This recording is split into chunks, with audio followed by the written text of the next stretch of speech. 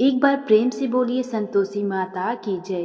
प्रिय भक्तों, आज हम शुक्रवार के पावन दिन के समय सुनेंगे संतोषी माता की व्रत कथा। आइए कथा श्रवण करते हैं। एक बुढ़िया थी और उसके 7 बेटे थे। 6 कमाने वाले थे, एक निकम्मा था। बुढ़िया माँ 6 पुत्रों की रसोई बनाती, भोजन कराती और पीछे जो कुछ बचता उसे 7वें को दे देती थी। परंतु 7वां पुत्र बड़ा भोला भाला था, मन में विचार न करता। एक दिन वह अपनी बहू से बोला, देख मेरी माँ मुझे कितना प्रेम करती है। वह बोली, क्यों नहीं, सबका बचा हुआ जूठा तुमको जो खिलाती है। वह बोला, ऐसा नहीं हो सकता, मैं जब तक अपनी आंखों से न देख लूं तब तक मैं नहीं मान सकता। बहू ने हंसकर कहा, देख लोगे तब तो मानोगे। कुछ दिन बाद एक बड़ा त्योहार आया। घर में 7 प्रकार के भोजन और चूरमा के लड्डू बने। वह परीक्षा लेने के लिए सिर दर्द का बहाना कर पतला कपड़ा सिर पर ओढ़कर रसोई घर में सो गया और कपड़े में से सब देख रहा था। 6 भाई भोजन करने आए। उसने देखा माँ ने उनके लिए सुंदर सुंदर आसन बिछाए, 7 प्रकार की रसोई परोसी। वह आग्रह करके जिमाती रही। वह देखता रहा। 6 भाई जब भोजन कर उठे तब माँ ने उनकी जूठी थालियों में से लड्डू के टुकड़ों को उठाया और एक लड्डू बनाया। जूठन साफ कर बुढ़िया माँ ने पुकारा, उठ बेटा, 6 भाई भोजन कर गए, अब तू ही बाकी है, उठ भोजन कर ले।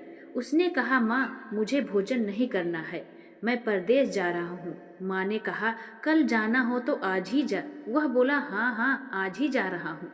यह कहकर वह घर से निकल पड़ा। चलते समय बहू की याद आई। तब वह गौशाला में कंडे थाप रही थी। वह अपने बहू के पास जाकर बोला, हम जावे परदेश को, आवेंगे कुछ काल, तुम रहियो संतोष से, धर्म आपनो पाल।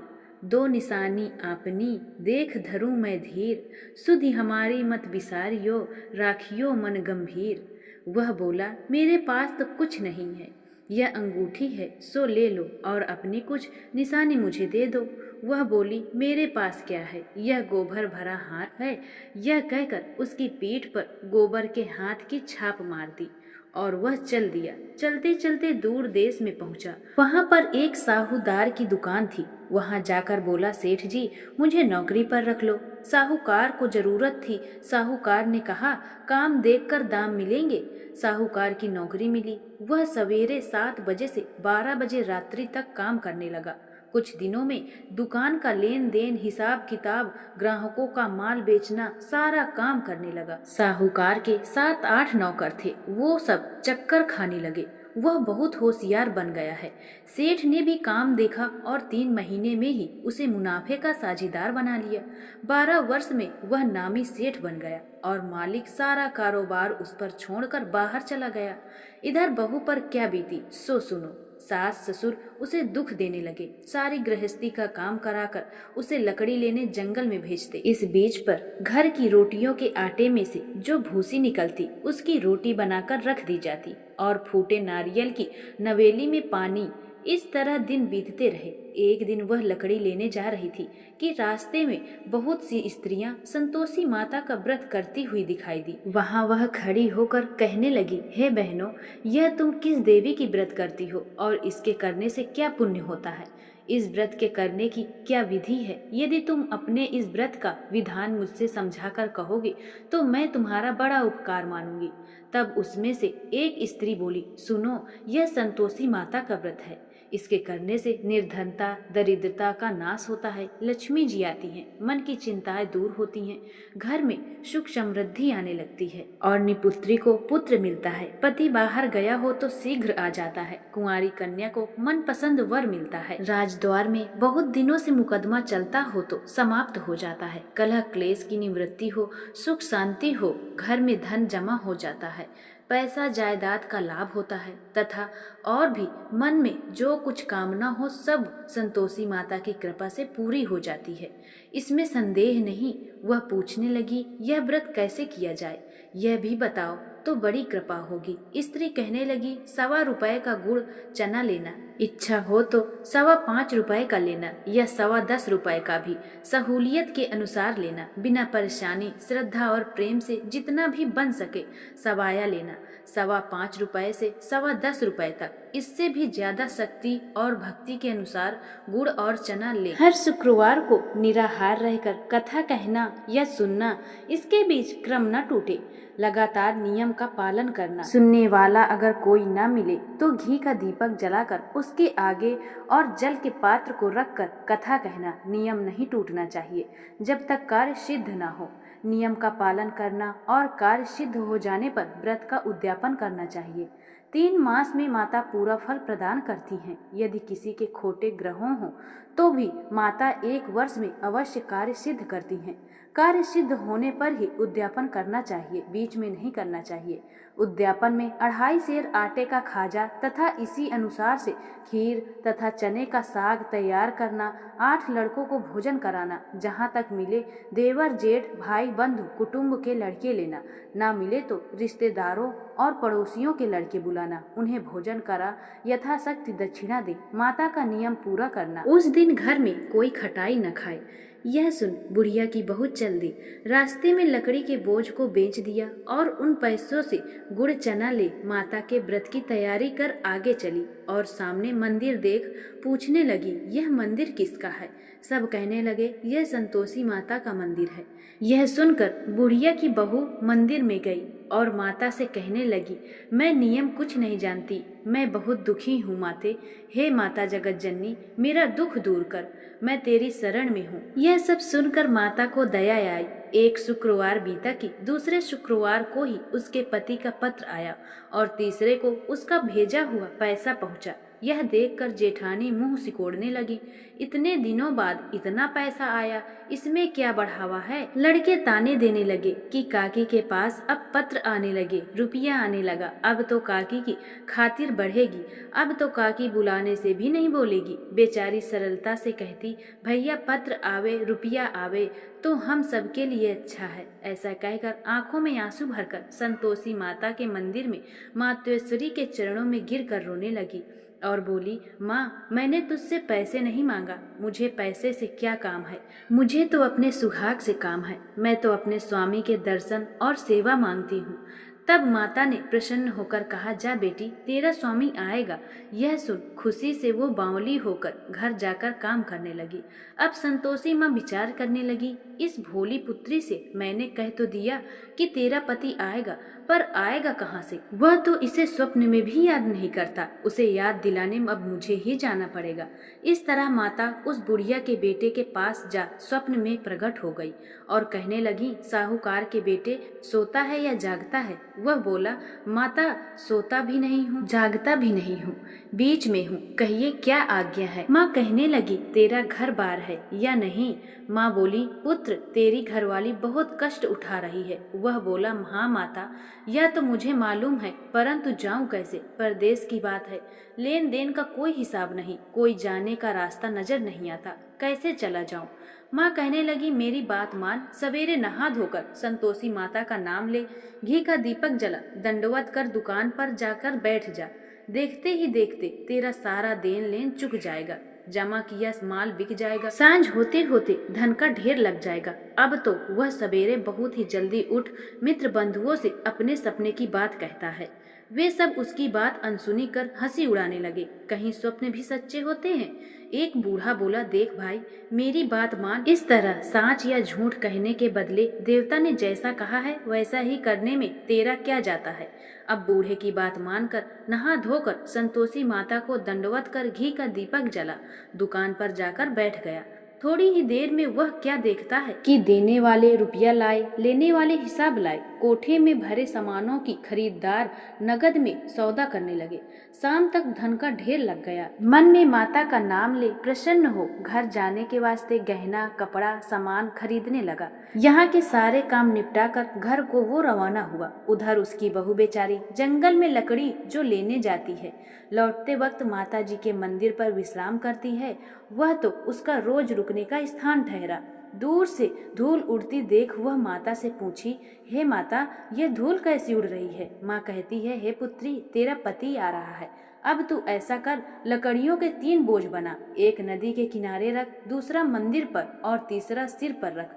तेरे पति को लकड़ी का गट्ठर देखकर मोह पैदा होगा, वह यहाँ रुकेगा, नाश्ता पानी खा पी कर माँ से मिलने जाएगा। तू लकड़ी का बोझ उठाकर जाना और बीच चौक पे गट्ठा डालकर 3 आवाजें जोर से लगाना, लो सासू जी लकड़ियाँ का गट्ठा लो, भूसी की रोटी दो, नारियल की खोपड़ी में पानी दो, आज कौन मेहमान आया है। माँ की बात सुनकर वह बोली, बहुत अच्छा माता जी, कहकर प्रसन्न मन हो लकड़ियों के 3 गट्ठे ले आई, एक नदी के तट पर, एक माता के मंदिर पर रखा। इतने में ही वह मुसाफिर आ पहुंचा। सूखी लकड़ी देख उसकी इच्छा हुई कि अब यहाँ निवास करें और भोजन बनाकर खा पीकर गांव को चले। इस प्रकार भोजन बना, विश्राम ले गांव को गया। उसी समय बहू सिर पर लकड़ी का गट्ठा लिए आती है, उसे आंगन में डाल जोर से 3 आवाजें देती है, लो सासू जी लकड़ी का गट्ठा लो, भूसी की रोटी दो, नारियल की खोपड़ी में पानी दो, आज कौन सा मेहमान आया है। यह सुनकर उसकी सास अपने दिए हुए कष्टों को भुलाने हेतु कहती है कि बहू ऐसा क्यों कहती हो, तेरा पति ही तो आया है, आ बैठ, मीठा भात खाकर कपड़े गहने पहन। इतने में आवाज सुनकर स्वामी बाहर आता है और अंगूठी देख व्याकुल हो जाता है। माँ से पूछता है, यह कौन है। माँ कहती है, बेटा यह तेरी बहू है, आज 12 वर्ष हो गए, जब से तू गया है तब से सारे गांव में जानवर की तरह भटकती फिरती है, काम काज घर का कुछ भी नहीं करती, 4 समय आकर खा जाती है, अब तुझे देखकर भूसी की रोटी और नारियल के खोपड़ी में पानी मांग रही है। वह लज्जित हो बोला, ठीक है माँ, मैंने इसे भी देखा है और तुम्हें भी, अब मुझे दूसरे घर की चाबी दो, मैं उसमें रहूंगा। ठीक है बेटा, तेरी जैसी मर्जी। यह कहकर माँ ने चाबी का गुच्छा पटक दिया। उसने ताले का गुच्छा लेकर दूसरे कमरे को खोलकर सारा सामान जमाया। एक दिन में ही वहाँ राजा के महल जैसा ठाठ बाट बन गया। अब क्या था, वह सुख भोगने लगी। तत्पश्चात अगला शुक्रवार आया। उसने अपने पति से कहा, मुझे माता का उद्यापन करना है। उसका पति बोला, बहुत अच्छा, खुशी से कर लो। तुरंत ही वह उद्यापन की तैयारी करने लगी। जेठ के लड़कों को भोजन के लिए कहने गई। उसने मंजूर किया, परंतु पीछे जेठानी अपने बच्चों को सिखलाती है, देख रे, भोजन के समय सब लोग खटाई मांगना, जिससे इसका उद्यापन पूरा ना हो। लड़के जिमने गए, खीर पेट भर खाई, परंतु बात याद आते ही कहने लगे, हमें कुछ खटाई खाने को दो, खीर खाना हमें भाता नहीं, देखकर अरुचि होती है। लड़के उठ खड़े हुए, बोले, पैसे लाओ। भोली बहू कुछ जानती न थी, सो उन्हें पैसे दे दिए। लड़के उसी समय उठ करके इमली लेकर खाने लगे। यह देखकर बहू पर माताजी ने कोप किया। राजा के दूत उसके पति को पकड़ ले गए। जेठ जेठानी मनमाने खोटे वचन कहने लगे। लूट लाट कर धन इकट्ठा कर लाया था, सो राजा के दूत उसे पकड़ ले गए। अब सब मालूम हो जाएगा जब जेल की रोटी खाएगा। बहू से यह वचन सहन नहीं हुए और रोती रोती माता के मंदिर में गई और कहने लगी, माता तुमने यह क्या किया, हंसाकर क्यों रुलाने लगी। माता बोली, पुत्री तूने उद्यापन करके मेरा व्रत भंग किया है, इतनी जल्दी सब बातें भुला दी। वह कहने लगी, माता भूली तो नहीं हूँ, ना कुछ अपराध किया है, मुझे तो लड़कों ने भूल में डाल दिया, मैंने भूल से उन्हें पैसे दे दिए, मुझे क्षमा करो माँ। माँ बोली, अब भूल मत करना। वह बोली, अब भूल नहीं होगा, अब बतलाओ वे कैसे आवेंगे। माँ बोली, पुत्री जा, तेरा पति तुझे रास्ते में ही आता मिलेगा। वह निकली, रास्ते में पति आता मिला। उसने पूछा, तुम कहाँ गए थे। वह कहने लगा, इतना धन जो कमाया था उसका टैक्स राजा ने मांगा था, वह भरने गया था। वह प्रसन्न हो बोली, भला हुआ, अब घर चलो। कुछ दिन बाद फिर शुक्रवार आया। वह बोली, मुझे माता का उद्यापन करना है। पति ने कहा, करो। वह फिर जेठ के लड़कों से भोजन को कहने लगी। जेठानी ने 1-2 बातें सुनाई और लड़कों को सिखा दिया कि तुम लोग पहले ही खटाई मांगना। लड़के खाना खाने से पहले ही कहने लगे, हमें खीर खाना नहीं भाती जी, हमारा बिगड़ता है, कुछ खटाई खाने को दो। बहू बोली, खटाई खाने को नहीं मिलेगी, खाना हो तो खाओ। यह कहकर ब्राह्मणों को लड़के बुलाकर भोजन कराने लगी। यथाशक्ति दक्षिणा की जगह 1-1 फल उन्हें दिया। इससे संतोषी माता बहुत प्रसन्न हो गई। माता की कृपा होते ही 9वें मास उसको चंद्रमा के समान सुंदर पुत्र प्राप्त हुआ। पुत्र को लेकर प्रतिदिन माता जी के मंदिर को जाने लगी। माँ ने सोचा कि रोज आती है, आज क्यों ना मैं ही उसके घर चलूं, इसका आसरा देखूं तो सही। यह विचार कर माता ने भयानक रूप बनाया। गुड़ और चने से सना मुख, ऊपर से सूंड के समान होठ, उस पर मक्खियां भिनभिना रही थी। डेहरी में पैर रखते ही उसकी सास चिल्लाई, देखो रे, कोई चुड़ैल डाकनी चली आ रही है। लड़कों, इसे भगाओ, नहीं तो यह किसी को खा जाएगी। लड़के डरने लगे, चिल्लाकर खिड़की बंद करने लगे। बहू रोशनदान से देख रही थी, प्रसन्नता से पगली होकर चिल्लाने लगी, आज मेरी माता मेरे घर आई है। यह कहकर बच्चे को दूध पिलाने से हटाती है। इतने में सास का क्रोध फूट पड़ा। मेरी बहू इसको देखकर कैसे उतावली हुई, जो बच्चे को पटक दिया। इतने में माँ के प्रताप से जहाँ देखो वहाँ लड़के ही लड़के नजर आने लगे। बहू बोली, माँ जी, मैं जिनका व्रत करती हूँ ये यही संतोषी माता है। इतना कह झट से सारे घर के किवाड़ खोल दिए। सबने माता के चरण पकड़ लिए और विनती कर कहने लगे, हे माता, हम मूर्ख हैं, हम अज्ञानी हैं, तुम्हारे व्रत की विधि हम नहीं जानते। तुम्हारा व्रत भंग कर हमने बड़ा अपराध किया है। हे माता, आप हमारे अपराध को क्षमा करो। इस प्रकार माता प्रसन्न हुई। हे माता, बहू को जैसा फल दिया वैसा सबको देना। जो यह कथा कहे या सुने उसका मनोरथ पूर्ण हो। बोलो संतोषी माता की जय। आइए अब संतोषी माता की आरती कर लेते हैं। जय संतोषी माता, जय संतोषी माता, अपने सेवक जन को सुख संपत्ति दाता। सुंदर चीर सुनहरी माँ धारण कीन्हो, हीरा पन्ना दम के तन श्रृंगार लीन हो। ओम जय संतोषी माता, गिरुई लाल छटा छवि बदन कमल सोहे। मंद हसत करुणामयी त्रिभुवन जन मोहे। स्वर्ण सिंहासन पर बैठी चंवर ढूरे प्यारे, धूप दीप नववेद मधुमेवा भोग धरे न्यारे। ओम जय संतोषी माता, गुरु अर्चना परम प्रियता में संतोष कीजियो। संतोषी कहलाई भक्तन विभव दियो। ओम जय संतोषी माता, शुक्रवार प्रिय मानत आज दिवस सोही। भक्त मंडली छाई कथा सुनते मोही। ओम जय संतोषी माता, भक्ति भावमय पूजा अंगीकृत कीजे। जो मन बसे हमारी इच्छित फल दीजे।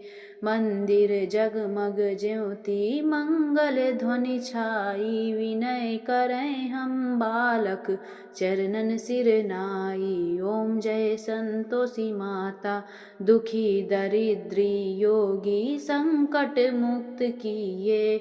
पूजा कथा श्रवण कर घर आनंद दिए।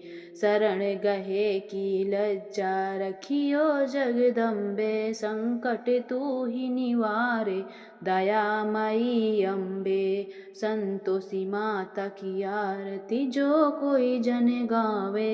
रिद्धि सिद्धि सुख संपत्ति जी भर के पावे।